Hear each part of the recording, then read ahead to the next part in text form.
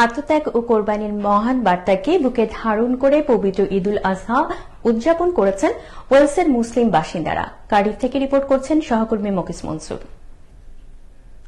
ঈদ আমাদেরকে শুধু অনাবিল আনন্দই দেয় না, মানুষে মানুষে ভেদাভেদ ও অনৈক্য ভুলে গিয়ে পরস্পরকে ভ্রাতৃত্ব, সৌহার্দ্য ও সম্প্রীতির বন্ধনে আবদ্ধ করার পাশাপাশি সামাজিক বন্ধনকেও সুদৃঢ় করে।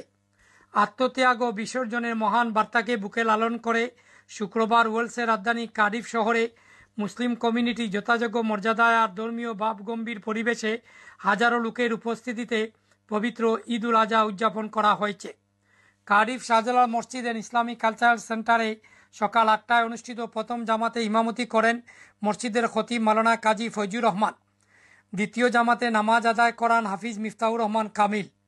রিভারসাইড জালালিয়া মসজিদ এন্ড ইসলামী শিক্ষা প্রতিষ্ঠানে সকাল 8টায় অনুষ্ঠিত প্রথম জামাতে ইমামতি করেন মসজিদের খতিব মাওলানা আব্দুল মুক্তাদির ও সকাল 10টায় অনুষ্ঠিত দ্বিতীয় জামাতে নামাজে ইমামতি করেন হাফিজ জালাল উদ্দিন। খুতবা পূর্ব আলোচনায় ইমামগণ ঈদ উল আজহা আত্মত্যাগের মহিমায় ভাষ্যর মূলত মহান আল্লাহ রাব্বুল আলমিনের নৈকট্য ও সন্তুষ্টি হাসিলের উদ্দেশ্যে আত্মকুরবান করার চেতনা জাগ্রত করে বলে উল্লেখ করেন।